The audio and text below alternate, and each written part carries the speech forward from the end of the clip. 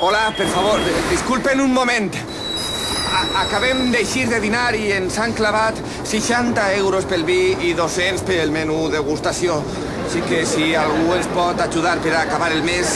Oh, sí, clar. I no preferís que anem a una tenda d'estes delicatessen i li fem una compreta? Per l'amor de Déu! Tenim els xiquets en un internat suís.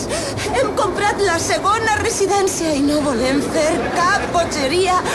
Bonament, el que puguen. Per favor, ni que foren els únics que passen penúries econòmiques.